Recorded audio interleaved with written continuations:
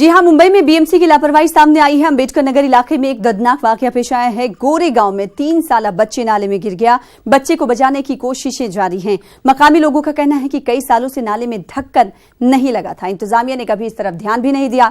वहीं बच्चे के वालिद का इल्जाम है कि जेसीबी के आने में ताखीर भी हुई, जिसकी वजह से बच्चे की तलाशी मुहिम देरी से शुरू हुई। 4-5 साल ढक्कन नहीं था इसमें। अब पानी कैसे जाता था यहाँ से? ये ऊपर जाता था। ऊपर से ही चला जाता ऊपर था। साफ सफाई करती थी बीएमसी? नहीं, साफ सफाई नहीं करते थे। दो कचरा सब निकला हुआ है। ये ऊपर पानी जाता था।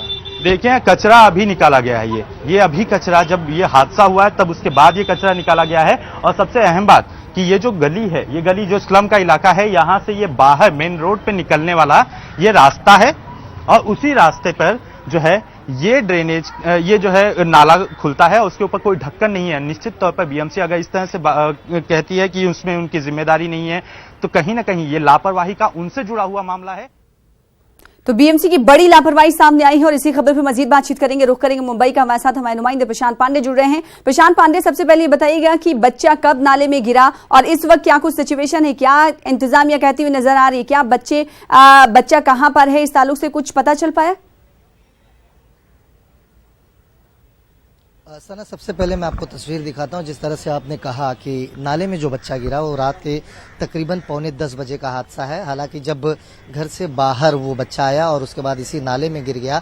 नाले में गिरने के बाद रात में जब बारिश हुई थी तो जल का प्रभाव जो था वो थोड़ा तेज था। अभी तो देखिएगा बारिश रुकने की वजह से जो है जल प्रभाव थोड़ा हल्का दिख रहा है, लेकिन बच्चे की उम्र काफी कम है, जिस तरह से 2 साल का बताया जा रहा है। उसके बाद वो इस पानी से बहते बहते इस नाले से पास होते होते आगे गया।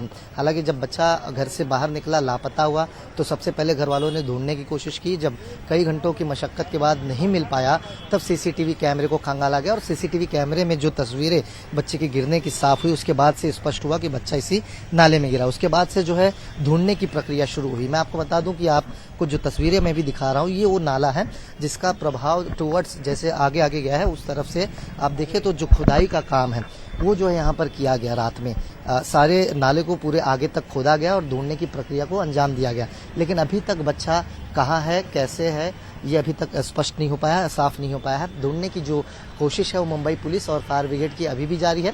मनपा की तरफ से क्या कुछ ठोस कदम उठाए गए हैं, अभी तक मनपा की तरफ से कोई ऐसा कोई बयान नहीं आया।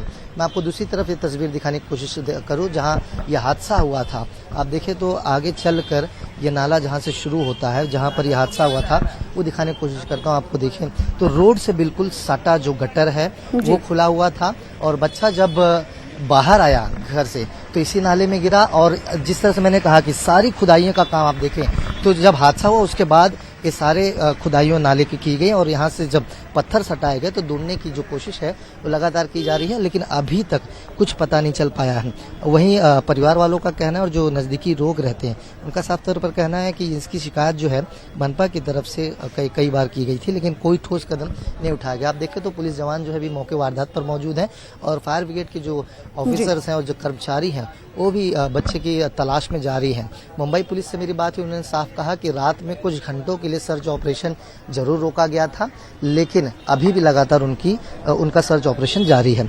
यानी कुल मिलाकर देखा जाए ऐसे में अब देखना होगा कि प्रशासन की तरफ से क्या कुछ बयान इस पर दिया जाता है या क्या कुछ कहा जाता है। वहीं मुंबई पुलिस से जब कार्रवाई की बात हमने की तो मुंबई पुलिस ने कहा कि सबसे पहले सर्च ऑपरेशन यानी इस प्रक्रिया को खत्म कर लिया जाए। एक बार जब स्पष्ट हो पाएगा कि आखिर बच्चा कहाँ है, अगर मिल जाता है किस हालात में मिलता है, वो देखने वाली बात होगी। उसके बाद जो कानूनन प्रक्रिया होती है पुलिस के मुताबिक उसे जो है आगे बढ़ाया जाएगा और इस मामले को लीगली तरीके से कैसे हैंडल किया जाए, किसके खिलाफ केस किया जाए, कौन जिम्मेदारी इसकी लेता है, ये सारी बातें जो है बाद में स्पष्ट हो पाएंगे। जी तो सबसे बड़ी जो अफसोसनाक ये वाकया और कलई खोलती हुई बीएमसी की नजर आई तो वही इंतजामिया पर अभी कई सवाल खड़े हो रहे हैं कि जब बारिश मुंबई में हो रही है तो आखिर क्यों इन गटर पर ढक्कन नहीं लगाए जाते हैं। बेहद शुक्रिया प्रशांत हमारे साथ जुड़ने के लिए, तस्वीरें दिखाने के लिए।